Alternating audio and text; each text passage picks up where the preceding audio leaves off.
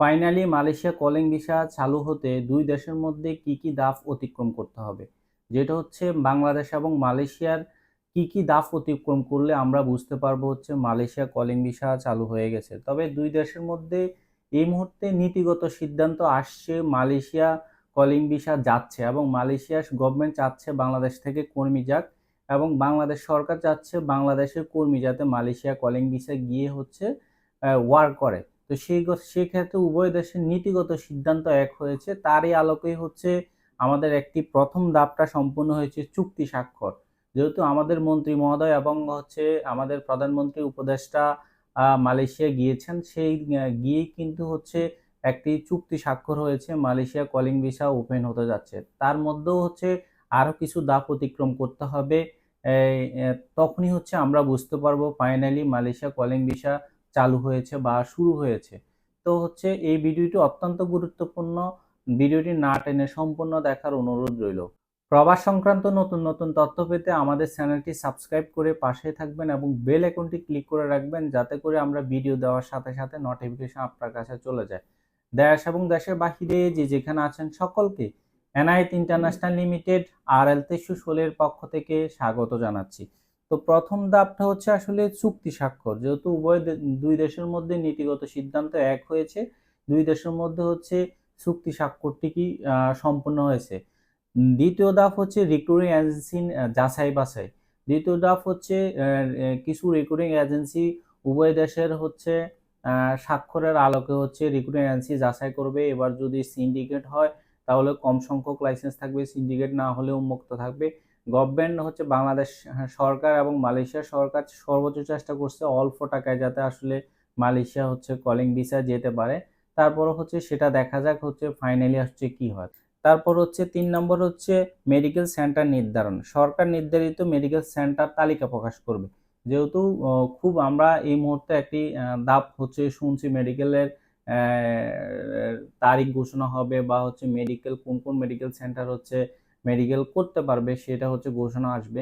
তবে এখনো পর্যন্ত মেডিকেলের সেন্টারগুলো হচ্ছে ঘোষণা হয় নাই, সেজন্য হচ্ছে আমাদের অপেক্ষা করতে হবে, তখনই হচ্ছে আমরা বুঝতে পারবো। এই মেডিকেল হচ্ছে বা হচ্ছে রিক্রুটমেন্ট এজেন্সি হচ্ছে সিলেকশন হওয়ার পরেই হচ্ছে 4 নম্বর ধাপ গভর্নমেন্ট একটা খরচ নির্ধারণ করবে। তো পূর্বে হচ্ছে আমরা দেখেছি 78,000 টাকা হচ্ছে গভর্নমেন্ট একটি খরচ নির্ধারণ করেছে। তারপরেও হচ্ছে এইটাই লোক গেছে হচ্ছে 4.5 5 এর মতো করে লোক গেছে আসলে। এবারও হচ্ছে সরকার একটি খরচ নির্ধারণ করবে, ফাইনালি হচ্ছে লোকজন কত টাকা দিয়ে যেতে পারে সেটা হচ্ছে এখন দেখার বিষয়। তবে সরকার আপ্রাণ চেষ্টা করছে মালয়েশিয়া থেকেও যাতে করে হচ্ছে কম টাকার মধ্যে হচ্ছে আমাদের কর্মী ভাইরা মালয়েশিয়া যেতে পারে, সেজন্য হচ্ছে আমাদের অপেক্ষা করতে হবে। 5 নম্বর হচ্ছে ডিমান্ড লেটার এবং কোটা। ডিমান্ড লেটার এবং কোটাটা হচ্ছে মালয়েশিয়ান কোম্পানি থেকে, যে আপনি যে কোম্পানিতে যাবেন সেই কোম্পানি থেকে ডিমান্ড লেটার এবং কোটা মালয়েশিয়া কোম্পানি থেকে ডিমান্ড লেটার এবং চাহিদাপত্রটি আসবে।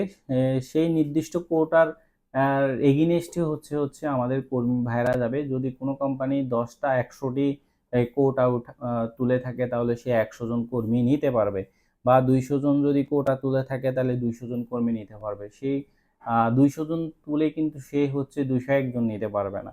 তারপর হচ্ছে আবেদন এবং ভিসা প্রসেস। আবেদন এবং ভিসা প্রসেস আপনি বাংলাদেশের সরকারি অনুমোদিত যে কোনো রিক্রুটমেন্ট এজেন্সির মাধ্যমেই হচ্ছে আবেদন করতে পারবেন। আবেদন করেই হচ্ছে আমরা মালয়েশিয়া ভিসা প্রসেসিং করতে পারবেন।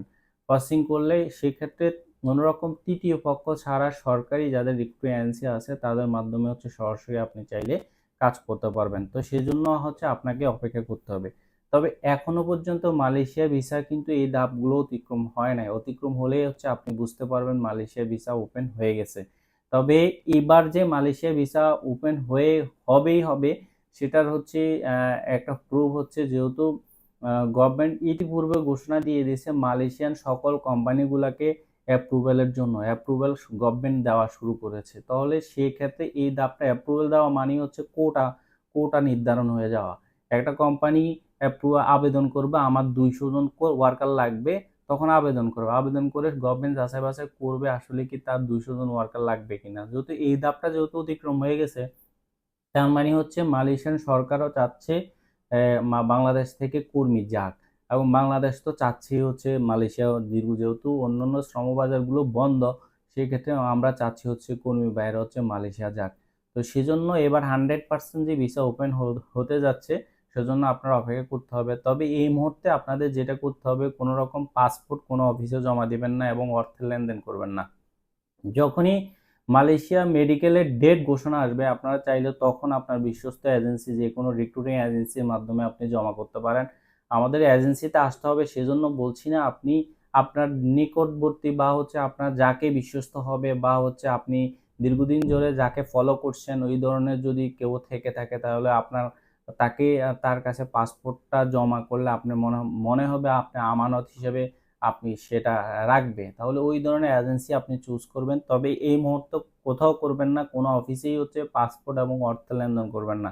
সেক্ষেত্রে আপনি একটা হ্যাসেলও করতে পারেন। তো সাবধান, কোনো রকম তৃতীয় পক্ষ ছাড়াই হচ্ছে আপনারা, আমি একটা জিনিস অনুরোধ করব, আপনারা কাজ করবেন। এখন আপনার করতে হবে সরকারি ঘোষণা না আসা পর্যন্ত হচ্ছে আপনাকে অপেক্ষা করতে হবে। কোথাও কোনো লেনদেন এবং পাসপোর্ট জমা দেওয়া যাবে না। ভিসা গ্যারান্টি বা এই ধরনের কথা বলেই হচ্ছে আপনার পাসপোর্ট আগে জমা নিবে, এটাও করবেন না। যখন মেডিকেল শুরু হবে তখনই হচ্ছে আপনি সেটা করবেন।